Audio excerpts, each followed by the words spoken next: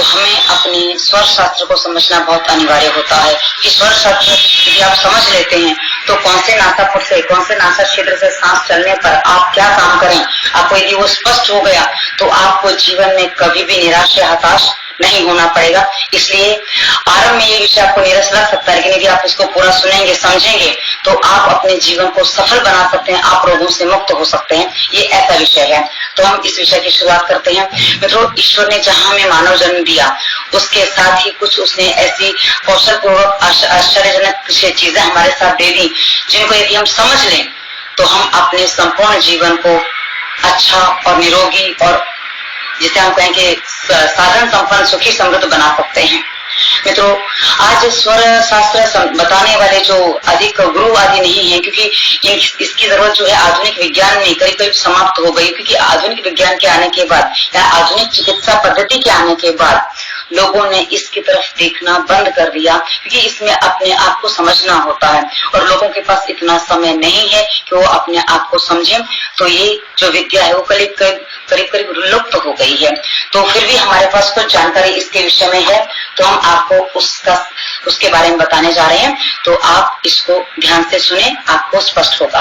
मित्रों, स्वरोदय शास्त्र सीखने के लिए प्राय श्वास और प्रश्वास मतलब सांस लेना सांस छोड़ना इसको ठीक तरीके से समझना आवश्यक है।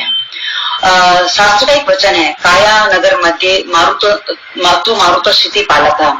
काया नगर मध्य तू मारुत क्षिति पालक, अर्थात देह रूपी नगर में वायु राजा के समान है।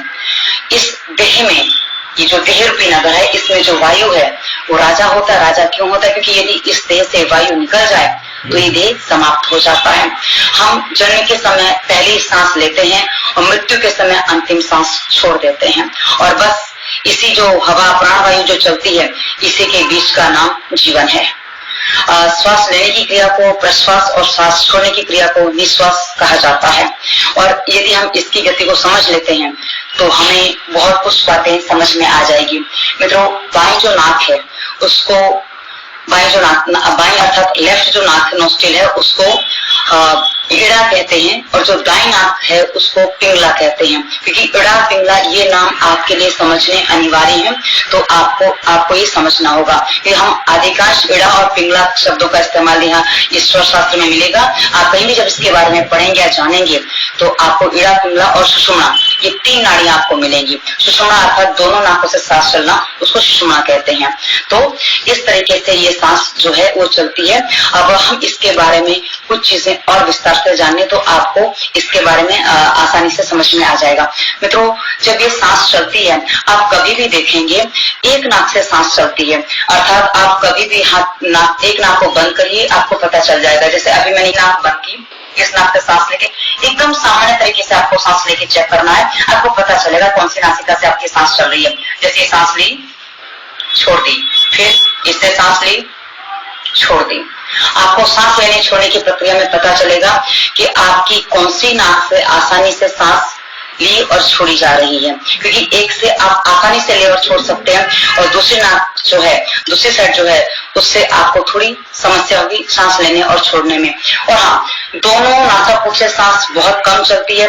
वो कभी कभी दिन में मुश्किल से 1-2 बार ऐसा होता है कि दोनों नाक से सांस चलती है। उसके अलावा यदि हम बहुत ही अधिक मेहनत का काम करते हैं, वजन आदि उठाते हैं, कोई कसरत आदि व्यायाम आदि करते हैं, प्राणायाम जब हम तीव्र गति से करते हैं तब भी दोनों नासापुट खुल जाते हैं, अर्थात दोनों नासिका से सांस चलता है।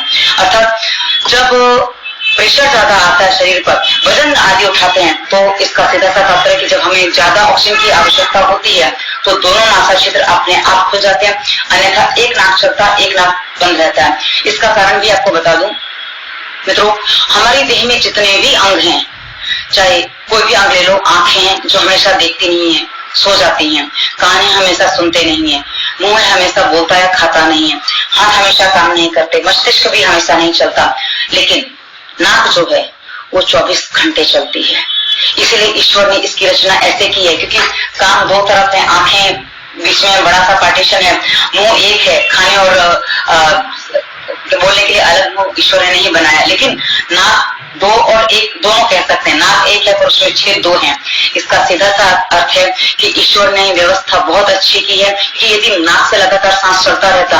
आप एक चीज देखिए, हाथ में कहीं पे भी हवा आदि लगती है तो हमें वहां कितनी जलन और कई बार ठंडी गर्मी लगती है, तो हम उसको तुरंत ढक देते हैं या किसी चीज से कवर करते हैं, तेले लगा के, मॉइस्चराइजर आदि लगा के। नाक जहां से 24 घंटे सांस चलती है उसको हम कभी कभी कोई प्रोटेक्शन नहीं देते, इसलिए हमने हर रोग का जो समाधान बताया उसमें हमने नाक में तेल डालना बताया। इसलिए ईश्वर ने उसको अपने आप विराम मिल सके इसके लिए व्यवस्था ही ऐसी बनाई है कि एक नाक से सांस चलती है और एक नाक बंद रहती है। अब ये सांस कितनी देर चलती है वो भी आपको बता दें। हम यदि अपनी जो हमारी देसी घड़ी जो है, देसी जो हमारा तरीका है गिनने का, उसके अनुसार बताएं तो 2.5 घड़ी के हिसाब से एक नाक के से सांस चलती है। 2.5 घड़ी अर्थात 1 घंटा करीब हो जाता है। आपको बताएं तो दिन रात की मिलाकर करीब 60 घड़ियां होती हैं। पूरा दिन और रात 24 घंटे जिसे हम कहते हैं उसमें मिलाकर 60 घड़ियां बनती हैं। और 2.5 घड़ी यदि आप पकड़ते हैं तो आप 2.5 घड़ी के हिसाब से आप हिसाब लगा लीजिए कि 1 घंटा जाके बनता है। क्योंकि आप यदि इसको सही तरीके से देखेंगे तो आपको पता चल जाएगा कि जो इसका मैंने जो गणना करके रखी है, जो करीब 60 घड़ी अर्थात 24 घंटे अर्थात 60 घड़ी में 1440 मिनट होते हैं, तो 2.5 घड़ी में 60 मिनट हो जाते हैं। या हिसाब लगा सकते हैं तो आप उसके अनुसार इसको की गणना कर सकते हैं। अब कौन सी नाक से कब सांस चलती है यदि आपको ये पता चल जाए, इसका साइंस पूरा पता चल जाए, इसका विज्ञान पता चल जाए, तो आप अपने आप को रोगी होने से बचा सकते हैं।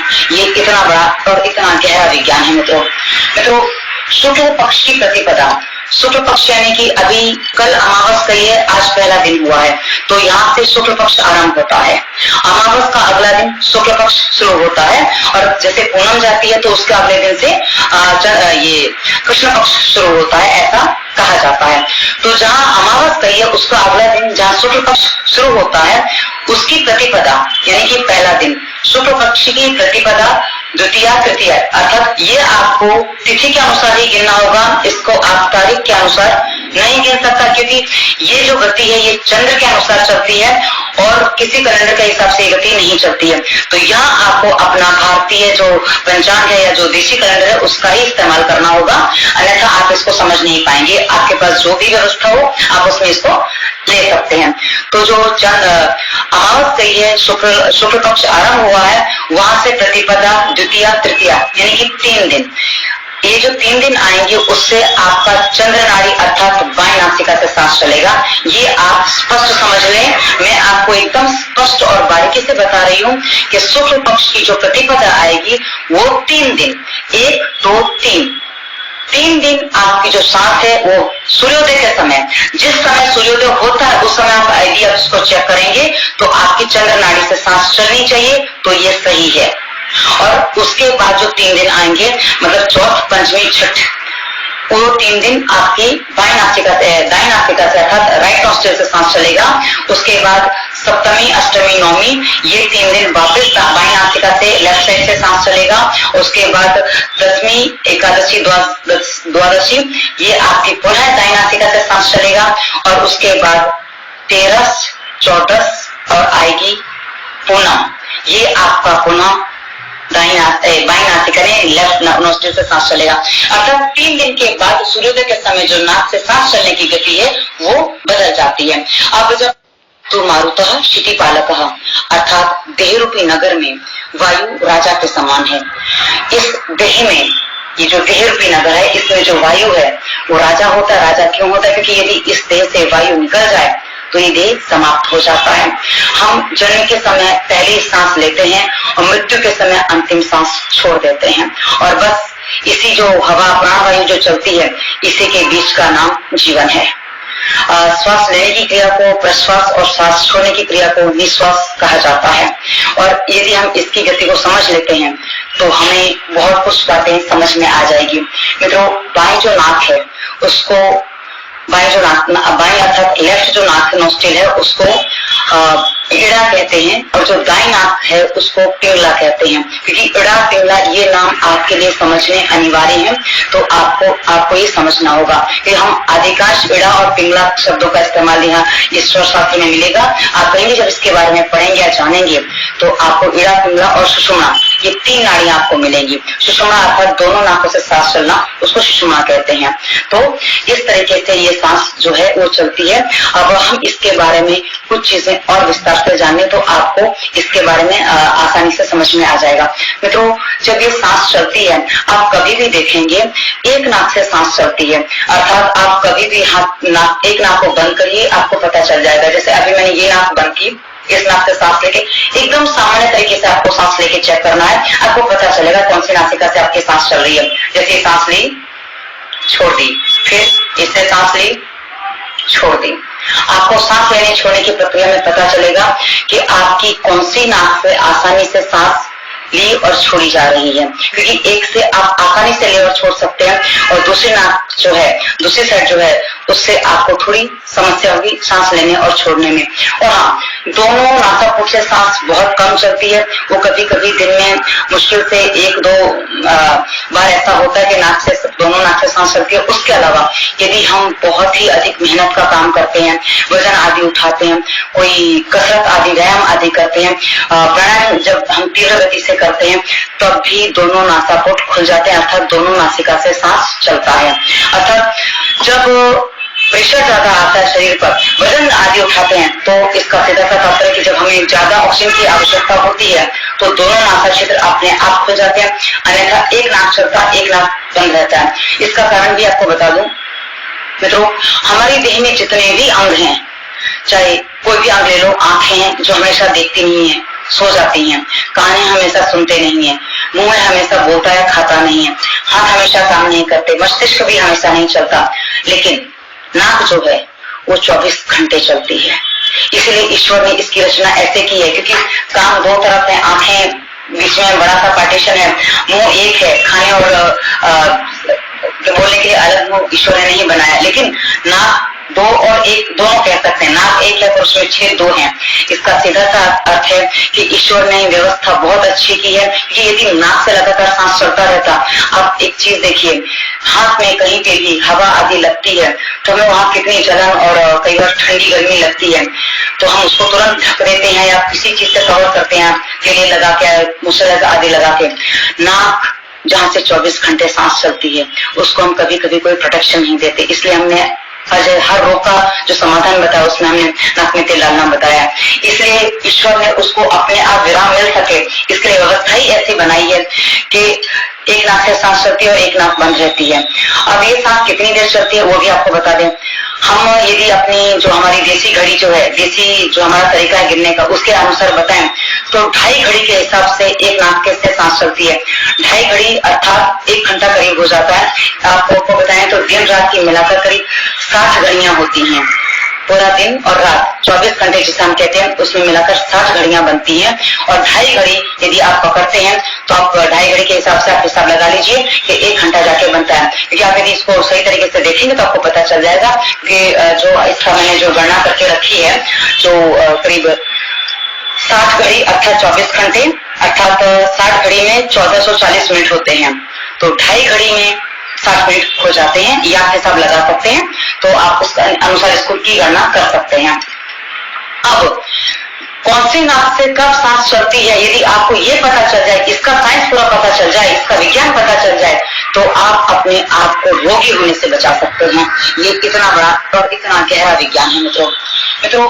शुक्ल पक्ष की प्रतिपदा, शुक्ल पक्ष यानी कि अभी कल अमावस गई है, आज पहला दिन हुआ है, तो यहाँ से शुक्ल पक्ष आरंभ होता है।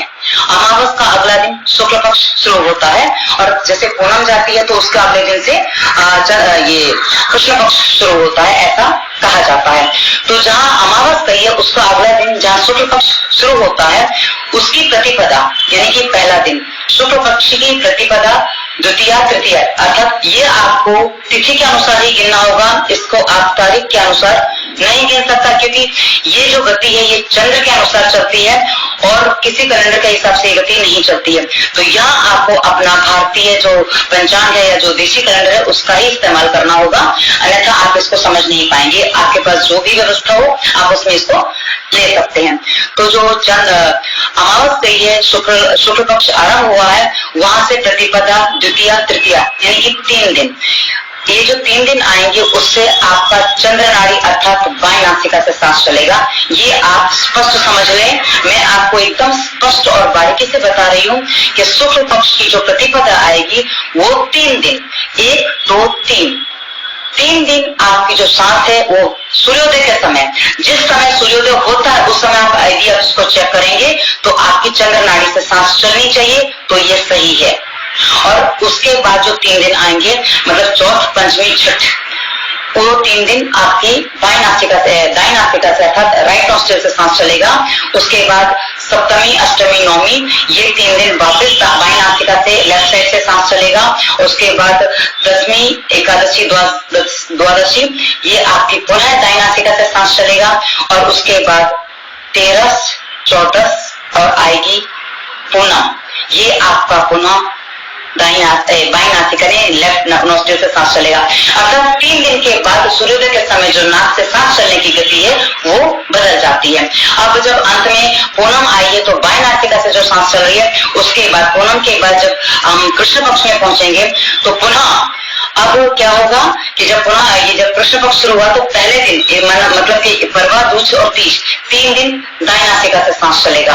ये क्रम लगातार चलता रहता है, इसमें कोई परिवर्तन नहीं होता है। हाँ, अब आप यदि कहें कि कहीं यदि किसी का क्षय है तो वो क्षय अपने आप हमारी देह को, वातावरण को पता चलता है और वो क्षय अपने आप वो काउंट हो जाता है, वो वहां आगे पीछे कुछ नहीं करता है। वो क्षय जो तिथियां वृद्धि होती है वो दोनों ही इसमें लागू हो जाते हैं, वो अपने आप देह पकड़ लेता है, वो प्रकृति देती है। कैसे होता इसके बारे में जानना थोड़ा असंभव जैसा काम है, क्योंकि ये ईश्वर की रचना है। ईश्वर की रचना में हम कुछ नहीं समझ पाते कई बार, क्योंकि मनुष्य जो है कितना आगे बढ़ चुका है, आधुनिक विज्ञान बहुत आगे बढ़ चुका है, लेकिन रक्त की एक बूंद नहीं बना सकता। रक्त बढ़ाने के तरीके बता सकता है लेकिन एक रक्त की बूंद नहीं बना सकता। किसी मरे व्यक्ति को जीवन नहीं दे सकता। वो वेंटिलेटर पे चला तो सकता है, दिखा सकता है कि सांस चल रही है, लेकिन जीवन चला नहीं सकता। तो ये जो है ये सारी चीजें ईश्वर के हाथ ही होती है। इसलिए ये जो मैनेजमेंट है, क्योंकि सूर्य चंद्र उसके हस्तक है, वो मैनेज करता है, तो वैसे ही हमारे देह में जो क्रियाएं चलती हैं उसको भी मैनेज वो ईश्वर ही करता है। और एक नाक से सांस चलती है 2.5 घड़ी अर्थात 1 घंटा करीब हो जाता है। आपको बताएं तो दिन रात की मिलाकर करीब 60 घड़ियां होती हैं।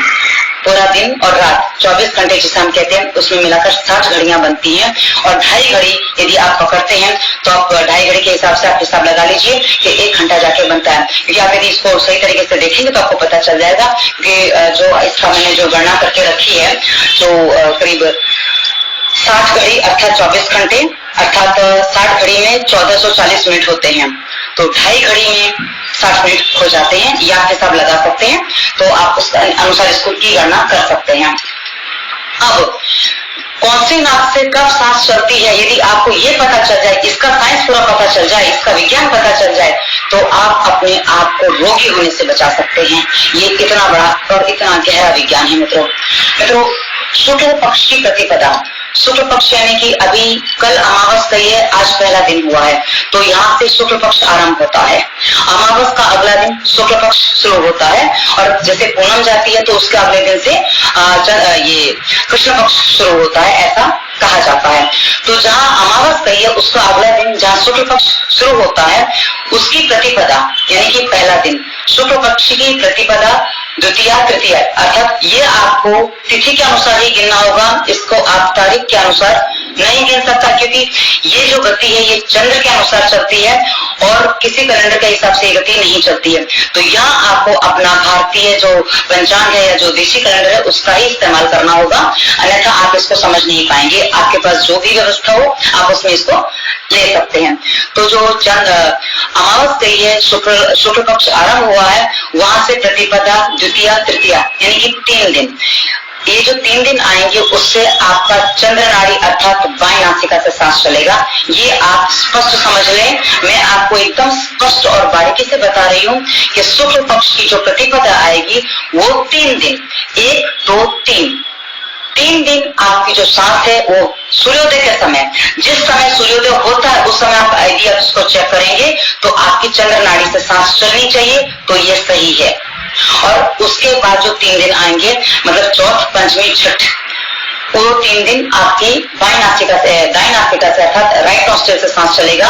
उसके बाद सप्तमी, अष्टमी, नवमी ये 3 दिन वापस बाई नासिका से लेफ्ट साइड से सांस चलेगा।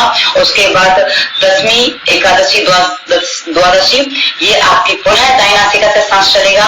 और उसके बाद 13, 14 और आएगी पूनम, ये आपका पुनः बाई नासिका ने लेफ्ट नोस्ट्रिल से सांस चलेगा। अर्थात 3 दिन के बाद सूर्योदय के समय जो नाक से सांस चलने की गति है वो बदल जाती है। अब जब अंत में पूनम आई है तो बाई नासिका से जो सांस चल रही है, उसके बाद पूनम के बाद जब हम कृष्ण पक्ष में पहुंचेंगे तो पुनः अब क्या होगा कि जब पुनः आएगी, जब कृष्ण पक्ष शुरू हुआ तो पहले दिन मतलब कि परवा, दूज और तीज 3 दिन दाई नासिका से सांस चलेगा। ये क्रम लगातार चलता रहता है, इसमें कोई परिवर्तन नहीं होता है। हाँ, अब आप यदि कहें कि कहीं यदि तिथि का क्षय है तो वो क्षय अपने आप हमारी देह को, वातावरण को पता चलता है और वो क्षय अपने आप वो काउंट हो जाता है, वो वहां आगे पीछे कुछ नहीं करता है। वो क्षय जो तिथियां वृद्धि होती है वो दोनों ही इसमें लागू हो जाते हैं, वो अपने आप देह पकड़ लेता है, वो प्रकृति देती है। कैसे होता है इसके बारे में जानना थोड़ा असंभव जैसा काम है, क्योंकि ये ईश्वर की रचना है। ईश्वर की रचना में हम कुछ नहीं समझ पाते कई बार, क्योंकि मनुष्य जो है कितना भी आगे बढ़ चुका है, आधुनिक विज्ञान बहुत आगे बढ़ चुका है, लेकिन रक्त की एक बूंद नहीं बना सकता। रक्त बढ़ाने के तरीके बता सकता है, लेकिन एक रक्त की बूंद नहीं बना सकता। किसी मरे व्यक्ति को जीवन नहीं दे सकता। वो वेंटिलेटर पे चला तो सकता है, दिखा सकता है कि सांस चल रही है, लेकिन जीवन चला नहीं सकता। तो ये जो है ये सारी चीजें ईश्वर के हाथ ही होती है। इसलिए ये जो मैनेजमेंट है, क्योंकि सूर्य चंद्र उसके हस्तक है, वो मैनेज करता है, तो वैसे ही हमारे देह में जो क्रियाएं चलती हैं उसको भी मैनेज वो ईश्वर ही करता है और उसी के मैनेजमेंट में सारी चीजें चल रही हैं। तो आप ये ना सोचें कि अभी तिथि क्षय हो गई, तिथि बढ़ गई है तो इसका असर क्या आएगा, इसका प्रभाव पड़ेगा। ये प्रभाव अपने आप ही मैनेज हो जाता है। इसमें बस आपको अपनी तिथि के अनुसार उसकी गणना करनी है, और यदि आप वो गणना करते हैं तो आप उसको समझ पाएंगे और आपको समझने में समस्या नहीं आएगी। अब ये हमने आपको इतना बताया कि आप ये जो चीजें हैं कि सांस कैसे चलती है और आप इसको कैसे समझ सकते हैं। और मेरी शायद ये आपको एक बार में समझ में ना आए तो शायद ये वीडियो आपको 2 से 4 बार भी देखना पड़े, हो सकता है ज्यादा बार भी देखना पड़े, क्योंकि हमने सारी चीजें आपको स्पष्ट की हैं, सवाल नहीं उठने चाहिए। तिथि क्षय, तिथि वृद्धि हमने सब स्पष्ट कर दिया। अब हम आपको बताते हैं कि कौन सी नासिका से सांस चले तो आपको क्या काम करना चाहिए। मित्रों, यदि आपको अपनी पाचन शक्ति सही रखनी है, आपको कोई भारी काम करना है जिसमें वजन उठाना और जिसमें स्त्री प्रसंग या सेक्स आदि जो करते हैं, उसके लिए वो करते समय आपको ध्यान रखना है कि दाएं नासिका से सांस चले तो आप ये क्रिया करें तो आपको अधिक हानि नहीं होगी या आपको उसका लाभ मिलेगा। जैसे भोजन करते समय भी दाएं नासिका से सांस चल रहा है तो आपका भोजन जल्दी हजम हो जाएगा। वैसे ही दाएं नासिका से सांस चलते समय यदि आप कोई वजन आदि उठाते हैं तो आपकी देह को थकान कम लगेगी। आप भारी भरकम काम करते हैं दाएं नासिका से सांस चलते समय तो आपको तकलीफ कम होगी।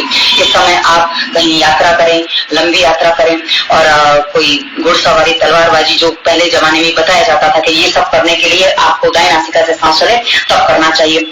अब बाएं नासिका से सांस चले तब क्या काम करना चाहिए, तो तब आप हल्के फुल्के काम करें, अर्थात अलंकार धारण करना, इसको इस रूप में बताया गया है शास्त्र में। और उसके अलावा आप जो पानी जल ग्रहण करना है वो इस स्थिति में कर सकते हैं बाएं नासिका से सांस चले तब। उसके अलावा जितने भी धीमे पुस्तक आदि सामान्य ज्ञान पढ़ना, हाँ, लेकिन यदि आपको पूर्ण विज्ञान पढ़नी है जिसमें आपको दिमाग को बहुत ज्यादा चलाना है तो वो दाएं नासिका से सांस चलते समय आपको करना चाहिए। और यदि आपको सामान्य कुछ चीजें पढ़नी है, कुछ सामान्य काम करने हैं, हल्का फुल्का कुछ करना है तो बाएं नासिका से सांस चले तब आप ये काम करें तो आपको सही रहेगा। और इसमें कुछ और भी चीजें बताई गई हैं जिसमें यदि आप घर से बाहर निकलते समय यदि कुछ विशेष ध्यान दें तो आपकी सफलता असफलता उस पर भी निर्भर करती है। मित्रों, जब आप घर से निकलते, देखिए शास्त्र बताते हैं, मेरे घर के मैं इससे मैं आपको कुछ नहीं बता रही हूँ, ये शास्त्र में जो बताया हुआ हम आपको वो बता रहे हैं कि जब आप घर से निकल रहे हैं उस समय आप अपनी नासा छिद्र को जांचें। आपकी जिस नासिका से श्वास चल रही है उस पैर को पहले घर से बाहर निकालें तो आपकी यात्रा सफल होती है, ऐसा शास्त्र बताते हैं। और जब आप किसी के कहीं जा रहे हैं, आप किसी ऐसे व्यक्ति के घर जा रहे हैं जहां आपको बार बार जाना है, आप ऐसी जगह जा रहे हैं जहां आप बार बार जाना चाहते हैं, तो उस समय आप अपना जो दाहिना पैर है वो पहले उस जगह प्रवेश में दें, तो आप वहां बार बार जाएंगे। और जहां आपको जाना अच्छा नहीं लगता या आप जाना ही नहीं चाहते हैं, वहां आप जब प्रवेश करें तो आप अपना बायां पैर पहले आगे बढ़ाएं। जैसे आप देवालय जाते हैं, आप अपने प्रियजन के यहाँ जाते हैं, आप मित्र आदि के यहाँ किसी के यहाँ जाते हैं, तो उस समय आप अपना दायां पैर उनके घर में प्रवेश के लिए पहले आगे बढ़ाएं। इसलिए हमने देखा है हमारे यहाँ जब वधू प्रवेश करती है तो उससे कहा जाता है दायां पैर पहले आगे बढ़ाना, बायां नहीं बढ़ाना। दायां अर्थात राइट। आप ये लिख के रख लें, क्योंकि मेरे मुंह से बायां लेफ्ट राइट कम निकलता है, दायां बायां निकलता है, तो आप उसको अपने मुंह, क्योंकि मैंने पहले दायां बायां क्या है बता दिया है, तो आप अपने मस्तिष्क में उसको स्पष्ट कर लें। और नहीं तो आप अपने घर में कहीं लिख के रखें, ताकि जब मैं दायां बायां बोलूं तो आपको मस्तिष्क में स्पष्ट हो जाए। क्योंकि बहुत से लोग कहते हैं आप लेफ्ट राइट बोलिए, मुझे नहीं बोलना जमता है, मैं नहीं बोल पाती हूँ, मैं दायां बायां ही बोल पाती हूँ। तो जो मेरी सुविधा में होगा मैं वही कह पाऊंगी, तो आप अपनी सुविधा उस अनुसार बना लीजिए कि आप अपने जहां भी आपको समझ में आता है लिख लीजिए, आपको स्पष्ट हो जाएगा। और जब आप किसी हॉस्पिटल आदि में जाते हैं, किसी अप्रियजन के यहाँ जाते हैं, किसी शत्रु के यहाँ जा रहे हैं जिसको आप शत्रु मानते हैं, तो आप बायां पैर पहले आगे बढ़ाइए, तो आपको वहां कम जाना पड़ेगा, ऐसा हमारे शास्त्र बताते हैं। तो ये इसका पहला भाग है। दूसरे भाग में हम आपको बताएंगे कि नासा श्वास परिवर्तन कैसे किया जाए, क्योंकि कई बार क्या होता है कि हमें उस समय जब हम कुछ काम कर रहे हैं, कुछ करने जा रहे हैं, उस समय सांस परिवर्तित करना पड़ता है। तो सांस कैसे परिवर्तित किया जाए ये हम आपको दूसरे अंक में बताएंगे। ये और वो अंक आपको एक आध दिन में ही मिल जाएगा, ज्यादा लंबा नहीं जाएगा।